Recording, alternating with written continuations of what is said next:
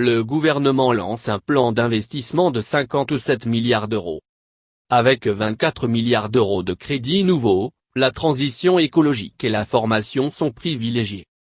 C'était l'une des promesses de campagne du candidat Macron, en parallèle de son programme d'économie, lancer un vaste plan d'investissement, PI, pour soutenir la croissance et accompagner les mutations économiques et sociales du pays.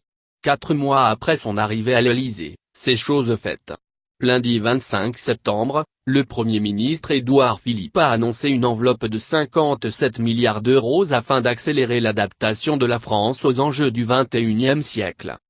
À 48 heures de la présentation du projet de loi de finances, PLF, 2018, qui détaillera les crédits alloués à chaque ministère, l'enjeu est de taille. Hors de question pour l'exécutif de laisser penser que le budget ne sera fait que de coupes dans les dépenses publiques et de réformes radicales. Pas moins de 12 ministres et secrétaires d'État, près de la moitié du gouvernement, devaient être présents, lundi, à Matignon. La dépense publique est trop élevée, mais on ne traite pas le problème en faisant chaque année un coup de rabot supplémentaire, souligne l'économiste Jean Pisani-Ferry, le concepteur du plan. Goût du risque. Les négociations avec Bercy ont duré plusieurs semaines, et les arbitrages à Matignon se sont poursuivis jusque tard dans la nuit de dimanche à lundi.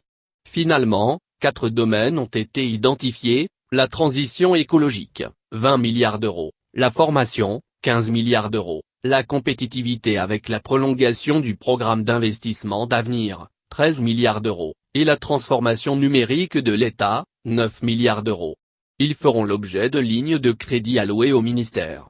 L'idée de cette répartition, légèrement différente de celle annoncée durant la campagne, est de relever certains défis majeurs, comme la mise en place d'une économie au bilan carbone neutre, qui compense ses émissions de CO2, d'ici à 2050. Mais aussi de répondre à nos retards, sur l'emploi et la productivité, explique M. Pisani-Ferry, qui avait rédigé le programme présidentiel d'Emmanuel Macron. Il s'agit également de redonner à l'État le goût du risque. Il y a 30 ou 40 ans, l'État prenait des risques, rappelle-t-il. Ce fut le cas avec le programme électronucléaire ou le Minitel. Mais depuis, ce n'est plus le cas.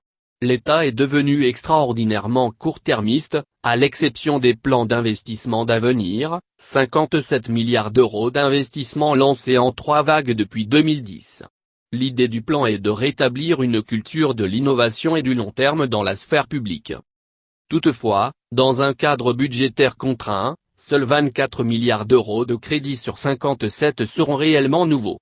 Il est difficile de dire ce qu'aurait été la loi de programmation des finances publiques et le PLF sans le plan d'investissement. Par exemple, le ministère du Travail sait bien que sans le volet formation, son budget n'aurait pas été le même, glisse M. Pisani-Ferry. Le PLF et le projet de financement de la sécurité sociale pour 2018 en comprendront 7 milliards, le plan devant monter en puissance au fil du quinquennat.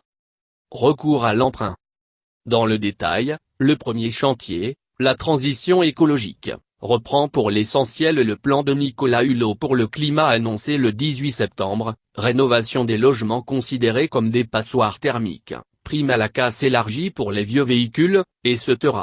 De quoi combler le déficit d'investissement nécessaire pour atteindre la neutralité carbone, évalué entre 0,5 et 1 point de PIB, 10 à 20 milliards d'euros. Le deuxième volet sur les compétences consistera en un plan de formation de longue durée 6 mois à 1 an. Il ne s'agit cependant pas de la réforme de la formation, qui doit, elle, s'attaquer au dysfonctionnement du système. L'objectif est de cibler les quelques 2 millions de chômeurs à faible qualification et de jeunes décrocheurs. Nous estimons qu'à l'horizon 2022, 300 000 personnes supplémentaires pourraient être insérées durablement dans l'emploi, indique M. Pisani-Ferry. Le troisième volet, la compétitivité, reprend en fait les montants alloués au dernier programme d'investissement d'avenir, lancé en 2015. S'y ajouteront des mesures pour l'agriculture, selon les conclusions des États généraux de l'alimentation, qui s'achèveront en novembre. Enfin, la réforme numérique de l'État comprendra un volet santé qui s'accompagnera du doublement du nombre de maisons de santé, 1 millier aujourd'hui, notamment en zone rurale. Comment le plan sera-t-il financé? Dans un contexte de taux bas, l'exécutif compte recourir à l'emprunt. La Caisse des dépôts et consignations et Bpifrance seront aussi mises à contribution pour 11 milliards d'euros, prêts, garanties, fonds propres. La Banque européenne d'investissement sera sollicitée pour des coopérations avec le privé.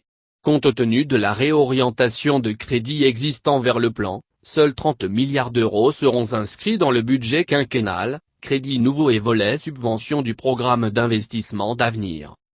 Les crédits alloués dans le cadre du plan seront sanctuarisés au sein de chaque ministère, mais la répartition des fonds est appelée à varier dans le temps. Chaque année, les actions seront évaluées et, le cas échéant, le financement pourra changer d'affectation. Nous sommes dans une logique de résultats, pas de moyens, précise M. Pisani-Ferry. Ainsi, le plan de formation sera évalué dès 2019, par exemple en mesurant les chances d'accès à l'emploi des bénéficiaires 6 mois après la fin de leur formation, dit-il. Les fonds seront notamment délivrés par une nouvelle structure. M.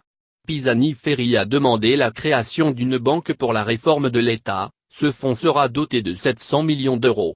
En préparant son plan, en effet, l'économiste a constaté que l'État n'avait pas l'habitude de fonctionner en termes d'investissement, ce qui engendre des difficultés dans l'engagement des crédits. L'objectif de cette banque, financer les projets des ministères, informatique, organisation, formation, et se rembourser sur les économies réalisées. 10 ans de plan d'investissement. Après la crise économique, Nicolas Sarkozy, 2007-2012, lance un grand emprunt destiné à financer un plan d'investissement. Une commission coprésidée par 2 anciens premiers ministres, Alain Juppé et Michel Rocard, installée en 2009, est chargée d'évaluer les besoins. En mars 2010, une première tranche de 35 milliards d'euros était ouverte, sur la base d'appels à projets, en faveur de l'enseignement supérieur et de la recherche, de la valorisation de la recherche et de l'innovation. C'est le premier programme d'investissement d'avenir, PIA 1. François Hollande, 2012-2017, reprend le flambeau. En décembre 2013, il lance un PIA 2 de 12 milliards d'euros. Aux 2 priorités du PIA 1, s'ajoutent les PME innovantes, les filières stratégiques de demain, le développement durable, l'économie numérique, la santé et les biotechnologies. En septembre 2015, il annonce un PIA 3, doté de 10 milliards d'euros.